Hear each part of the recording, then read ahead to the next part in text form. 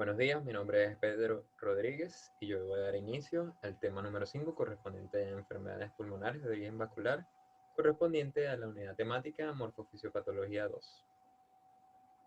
Comenzaremos hablando sobre el tromboembolismo venoso. El tromboembolismo venoso no es más que una trombosis o embolismo que se produce en el sistema venoso, pero existen dos manifestaciones del tromboembolismo venoso que tienen bastante importancia clínica al momento de definir lo que son la fisiopatología respiratoria y del cual se va a enfocar el tema, el cual es el tromboembolismo pulmonar, o también conocido por su sigla, por su acrónimo T. La trombosis venosa profunda es un tema que se toca en otras unidades temáticas, pero está íntimamente relacionado con el tromboembolismo pulmonar y en la actualidad se denomina enfermedad tromboembólica venosa a todas las enfermedades que produce tanto el tromboembolismo pulmonar como la trombosis venosa profunda. Y aquí tenemos su definición. La trombosis venosa profunda es una formación del trombo en una o más venas profundas, generalmente de lo que vendría siendo el miembro inferior.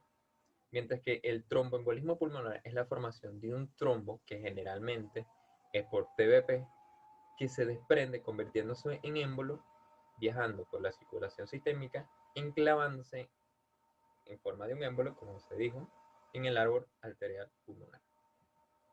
Ahora, existen otros tipos de émbolos, de los cuales no se explicarán a continuación, ya que el de más importancia clínica y sobre este tema es el tipo de émbolo o un trombo o un coágulo. Existen émbolos como los aéreos, los grasos, los de líquido amniótico, los sépticos, las células tumorales, las sustancias exógenas.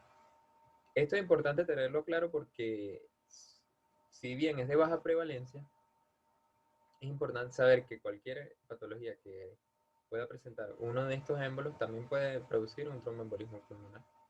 En el trabajo, en la bibliografía correspondiente al grupo número 5, están expuestos de mejor manera cada uno de ellos.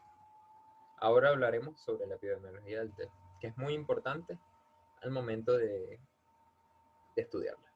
Es la tercera causa de muerte cardiovascular después del ictus y del infarto agudo miocardio. Y según un estudio clínico de la historia natural de la enfermedad, esta llegó a la conclusión que el 11% fallecen en la primera hora y los que sobreviven, el 71% no se diagnostica, mucho más de la mayoría, mientras que el 29% son diagnosticados y tratados. Ahora, de los no diagnosticados, que representaban el 71%, hasta el 30% fallecen posteriormente por el mismo problema, mientras que los tratados solo el 8% fallece. Esta diferencia tan abismal que hay es lo que radica en el tratamiento, en un diagnóstico acertado y en un tratamiento efectivo. Ahora hablaremos sobre la etiopatogenia y los factores de riesgo de la TEC, del tromboembolismo pulmonar.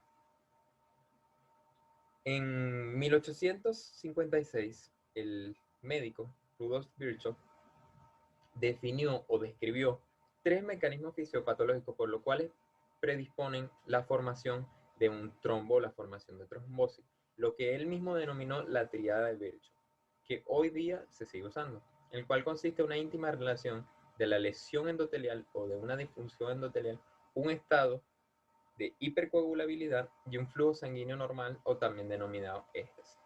Cualquier patología o ente nosológico que produzca una de estas triadas de Virchow provocará una trombosis. Y como vemos en la imagen a mano derecha, vemos los procesos por los cuales se forma un trombo y el trombo se desprende y viaja hacia la circulación sistémica, la circulación venosa, y se enclava en la arteria pulmonar. Ahora, es importante saber cuáles son los factores clínicos de riesgo de la enfermedad tromboembólica venosa, en los cuales están los factores demostrados, o sea, son factores de riesgo demostrados científicamente, los cuales son la edad avanzada, episodios previos de TEP y de TBP o venas varicosas previas, inmovilización mayor de 4 días, porque como expliqué anteriormente, las patologías o estos factores predisponen o favorecen la formación de trombo. En este caso, la inmovilización mayor de 4 días favorece al éxtasis sanguíneo, la obesidad mórbida, los preparados estrogénicos ovulatorios, ya que aumentan el estado de hipercoagulabilidad, el embarazo, el parto y puerperio, el cáncer primario metastásico, porque gracias a su inflamación, a la inflamación que se produce por medio de los factores de necrosis tumoral alfa, producen una inflamación crónica, que esto se traduce como una inflamación. Infarto agudo de miocardio, ya que la muerte de los miocardiocitos también puede producir inflamación por medio de los mediadores de prostaglandinas, etcétera, que producen inflamación de los tejidos con su correspondiente formación de trombo, insuficiencia cardíaca congestiva, hipercoagulabilidad primaria, que consiste en fenómenos de trombofilia que ya pueden ser adquiridos o que pueden ser hereditarios, y politraumatismo, porque la cantidad de heridas que se produce un paciente puede favorecer a la formación de trombos, que a su vez pueden despegarse y formar émbolos. ¿Cuáles son unos factores clínicos que pueden, o sea, que son probables, que pudieran favorecer la generación de trombos y de émbolos? Parálisis de las extremidades, porque favorecen al éxtasis sanguíneo, accidente cerebrovascular, sepsis, por la inflamación, enfermedades crónicas debilitantes, quemaduras mayores de 20 años, enfermedad pulmonar obstructiva crónica, anestesia general, viajes prolongados, porque la estancia en la misma posición y en lugares apretados hace que el éxtasis sanguíneo se produzca generando trombos. Ahora, miren estos datos resaltantes. Más del 90% de los pacientes con TEP presentan uno o varios de los factores de riesgo mencionados. ¿Y qué pasa? Si nosotros como médicos vemos que en nuestro paciente hay 4 o más de estos factores nombrados, la sospecha clínica de tromboembolismo pulmonar es casi segura. Ahora, numerosos pacientes han presentado causa de defunción de tromboembolismo pulmonar debido a antecedentes quirúrgicos. Entonces, en el siguiente cuadro, que lo tomamos de la Sociedad Española de Patología Respiratoria, pueden revisar la bibliografía, dice que la incidencia media de trombosis venosa profunda en diversos pacientes quirúrgicos sin profilaxis, es decir, sin tratamiento antitrombótico. Entonces vemos los tipos de cirugía y la incidencia de trombosis venosa profunda, que como sabemos la trombosis venosa profunda predispone casi de un 95% a TEP. Entonces la prótesis reglada de rodilla representa un 70%, porque recordemos que a nivel de la fosa poplitea es donde se producen la gran mayoría de los trombos. Fractura de cadera por un 43%, la cirugía general, neurocirugía con porcentajes similares, al igual que la cirugía ginecológica, y la prostatectomía vía abdominal y la prostatectomía transuretral con un 40 y 10% de incidencia de tromboembolismo pulmonar. Entonces, en pacientes a los cuales se le haya hecho alguna de este tipo de cirugía, hay que sospechar y hay que, como medida de profilaxis, hay que pensar la terapia antitrombótica para evitar un tromboembolismo de pulmón. Ahora hablaremos sobre la fisiopatología. Como vemos en esta imagen, en esta ilustración, casi todos los episodios de tromboembolismo pulmonar se producen por una trombosis venosa profunda de miembros inferiores. Eso no significa que no se produzcan en miembros inferiores, subclavias, cuello, cerebro. Sí puede pasar, pero en menor medida. Pero en la gran mayoría de los pacientes es debido a una trombosis venosa profunda de los miembros inferiores. Este viaja a través de la vena ilíaca, sube por la vena cava inferior e ingresa a la aurícula derecha, de ahí al ventrículo izquierdo, a la arteria pulmonar, y en la arteria pulmonar se enclava, reduciendo el flujo sanguíneo del pulmón. ¿Y qué pasa? Veamos esta siguiente figura en el cual se ilustra el desequilibrio de la relación ventilación-perfusión, que eso se vio en fisiología respiratoria. ¿Qué pasa?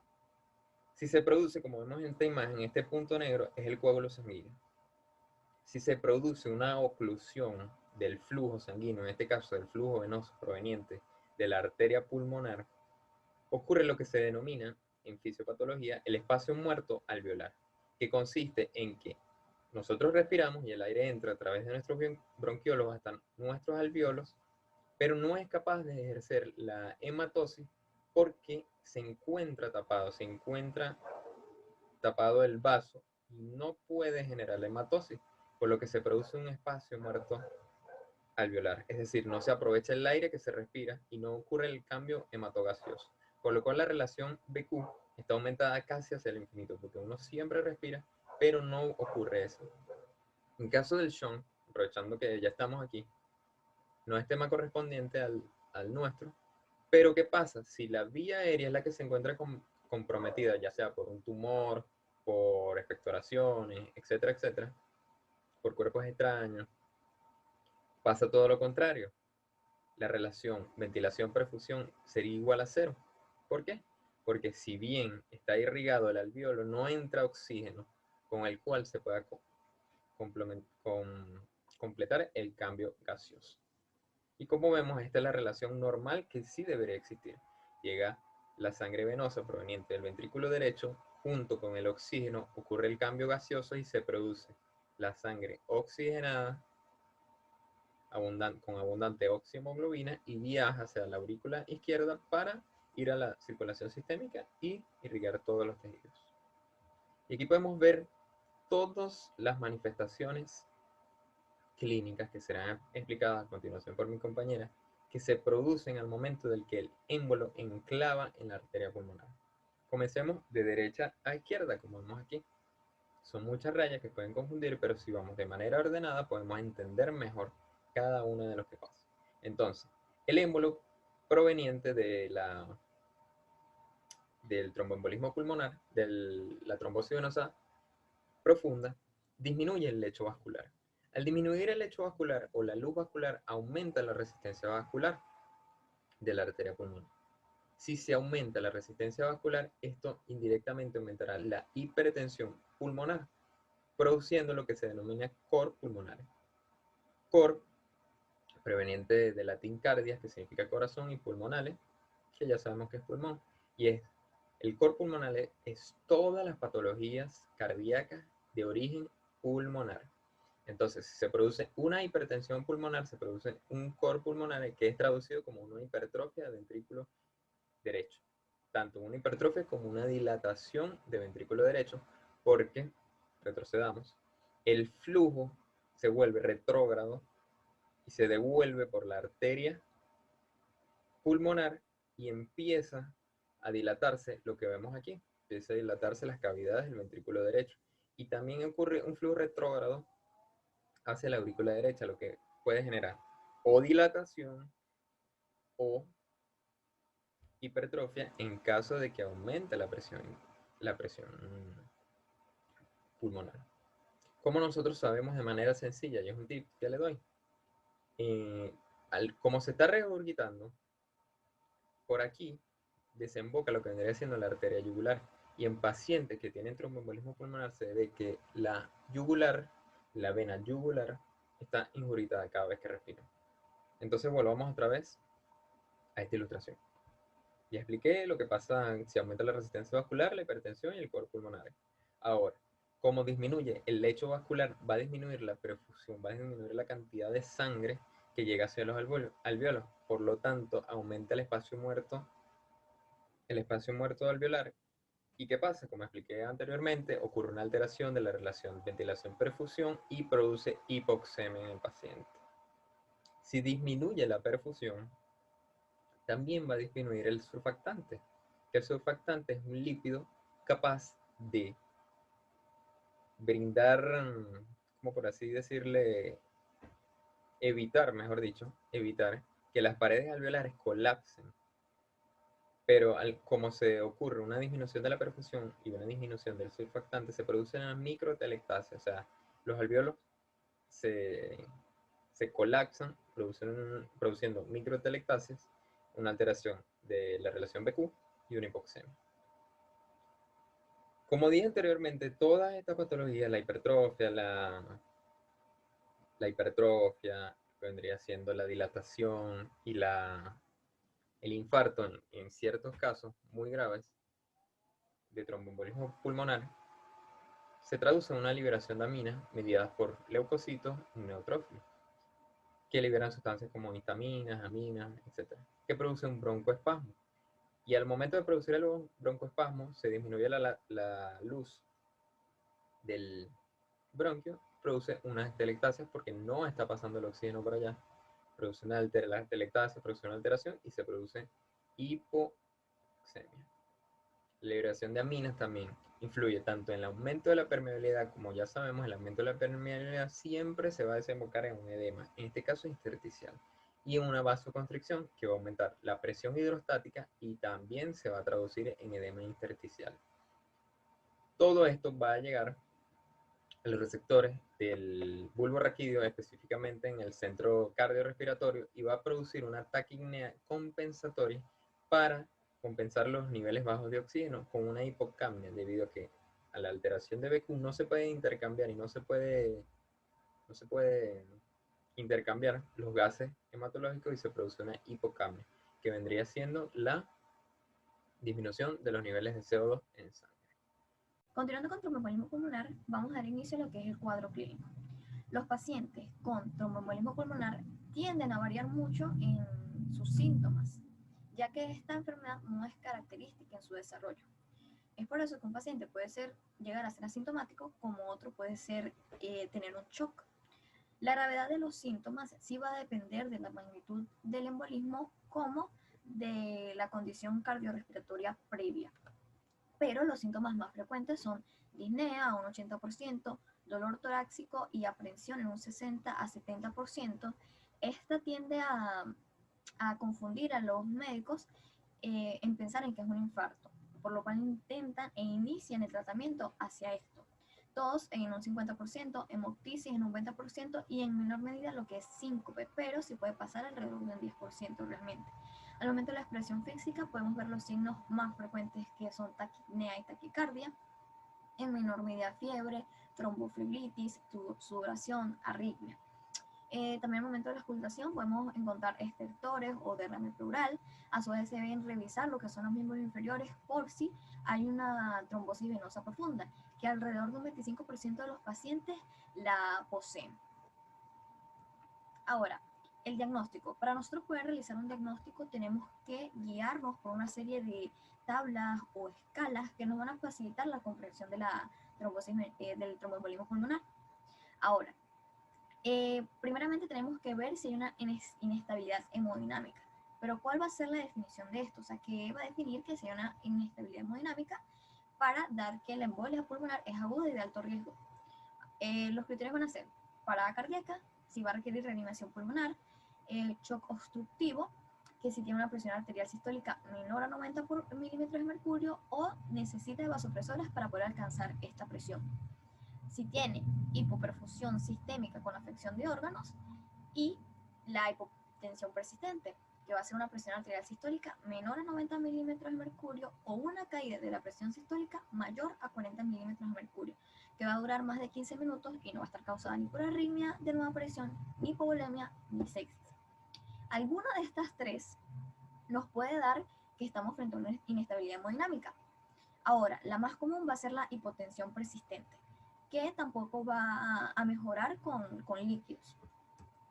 La escala de Wells, que nos va a permitir la graduación de la posibilidad clínica de la tromboembolia pulmonar aguda sintomática, nos va a dar una puntuación que nos puede dar la probabilidad de riesgo, ya sea baja, menor a 2 puntos, intermedia, de 2 a 6 puntos y alta, mayor o igual a 6 puntos, que por lo general se toma la media de 7.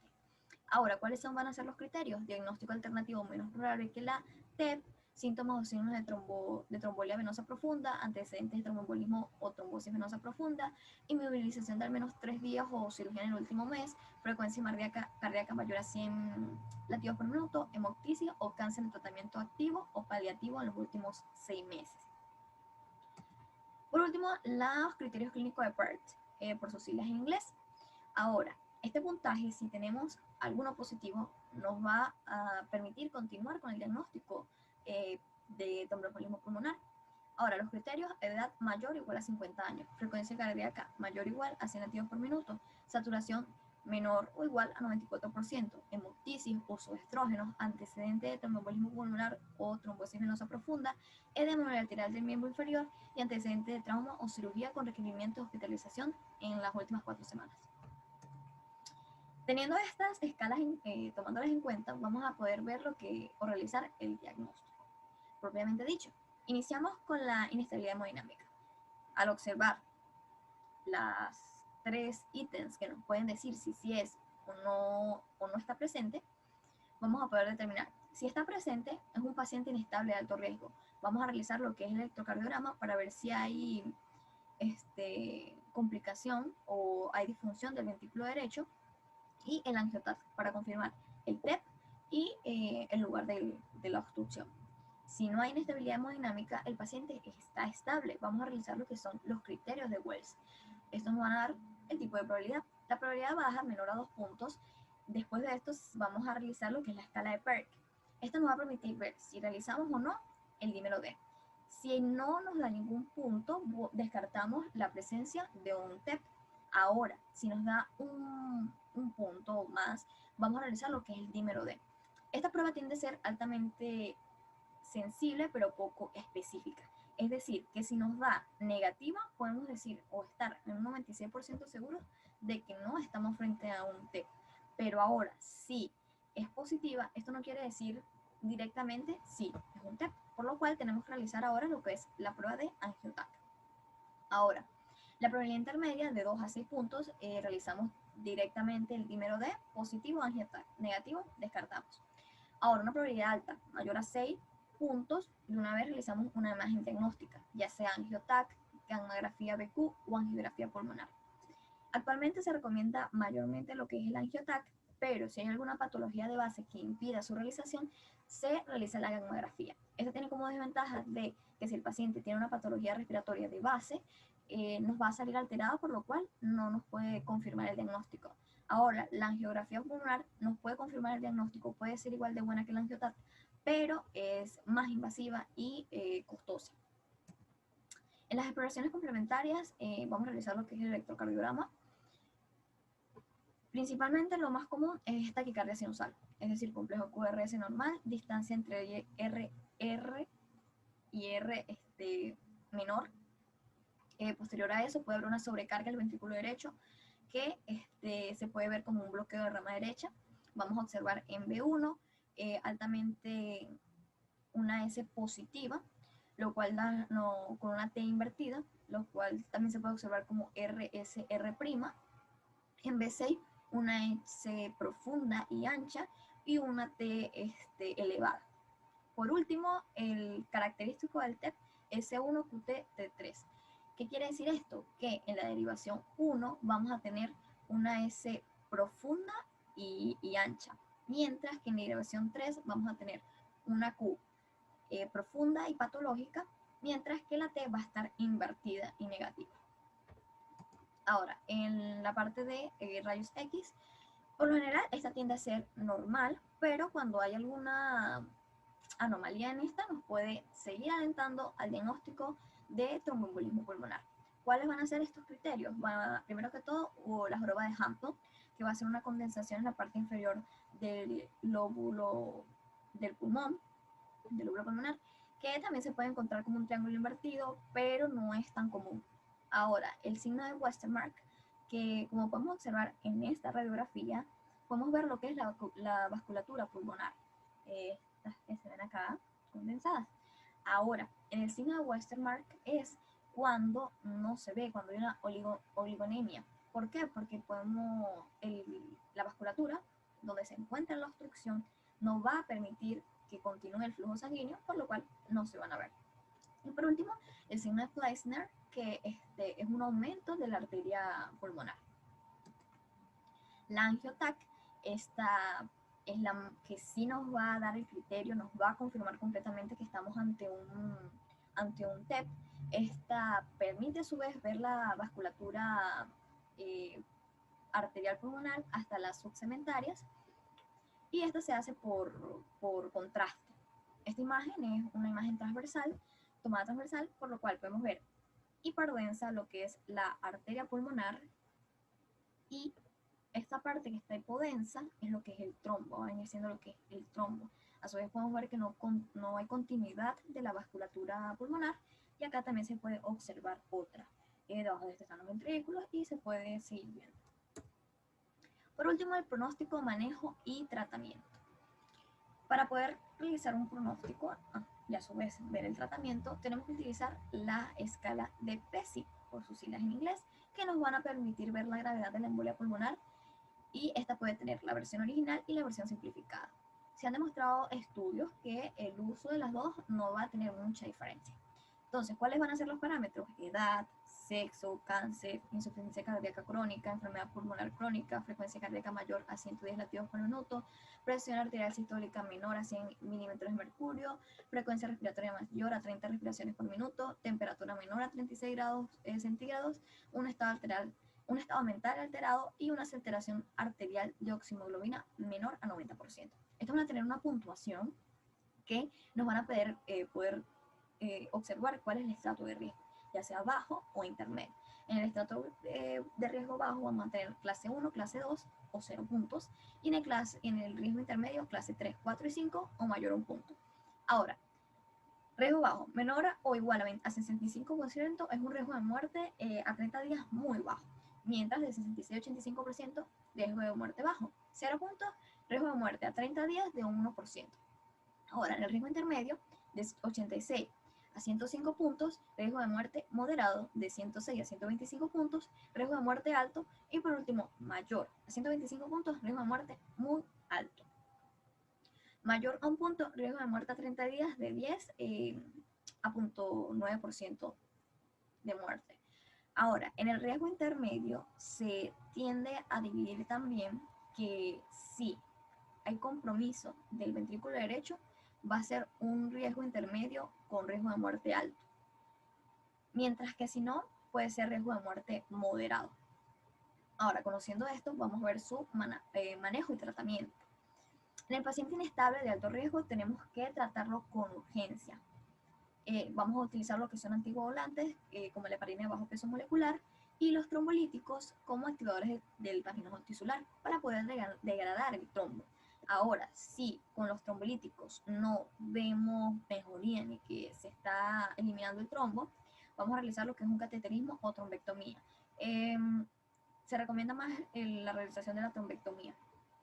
En el paciente estable, intermedio bajo, vamos a realizar lo que es a calcular la PESI, que es la tabla anterior, para ver si es riesgo intermedio o bajo. En el riesgo intermedio vamos a utilizar de igual manera anticoagulantes, pero su observación es mayor, tiene que tener una vigilancia continua. Mientras que si es de riesgo bajo, se utilizan los anticoagulantes y se puede dar de alta en 5 días. Los anticoagulantes recomendados son los anticoagulantes orales directos, y dependiendo del riesgo puede ser solamente un tratamiento inicial de mínimo 3 meses o mayor a este con tratamiento secundario, ya sea por unos años o de por vida. Va a depender de si es de alto riesgo de tromboembolismo pulmonar recurrente o alto riesgo de que lo haga, o si ha tenido anteriormente tromboembolismo pulmonar o alguna trombosis venosa profunda. Esto nos va a permitir ver si el tratamiento va a ser solo de 3 a 6 meses o de por vida o la cantidad de años. Mi nombre es Daniela Pérez y voy a hablar sobre la hipertensión arterial pulmonar. Esta es una enfermedad crónica que se caracteriza por el aumento de la resistencia vascular periférica a nivel de la arteriola pulmonar. Esto provoca una sobrecarga y disfunción del ventrículo derecho. En las etapas finales, esto conlleva a una insuficiencia cardíaca derecha. Se considera hipertensión arterial pulmonar a los valores mayores de 35 milímetros de mercurio en la presión sistólica, de 15 milímetros de mercurio en la diastólica y de 20 milímetros de mercurio en la media. En su etiología tenemos que es debido a diferentes factores. Puede ser por una enfermedad autoinmune, por una tromboembolia pulmonar crónica, una insuficiencia cardíaca izquierda, mutación en el gen del receptor 2 de las proteínas morfogénicas del hueso. También puede deberse a desencadenantes ambientales, así como también puede deberse a genes modificadores que influyen en el tono vascular. Por ejemplo, en la actividad de la endotelina, del óxido nítrico y de la enzima convertidora de angiotensina, entre otros.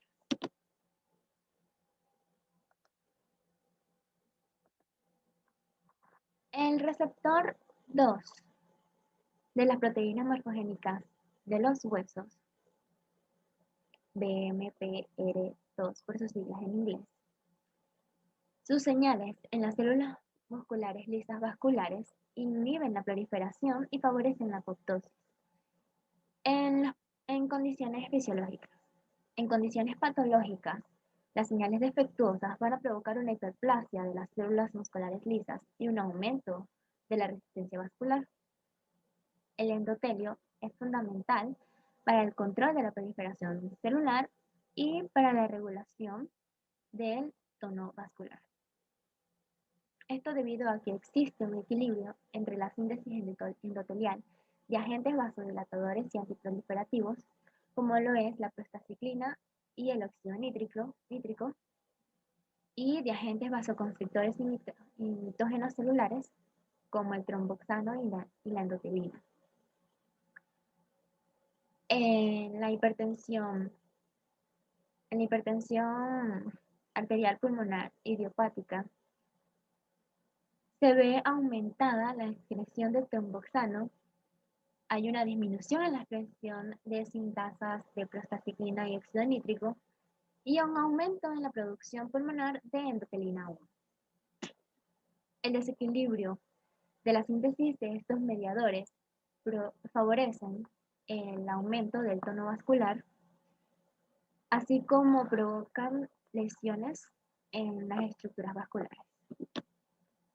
Los cambios anatomopatológicos se ven caracterizados por la proliferación de la íntima, que se representa como hiperplasia y fibrosis,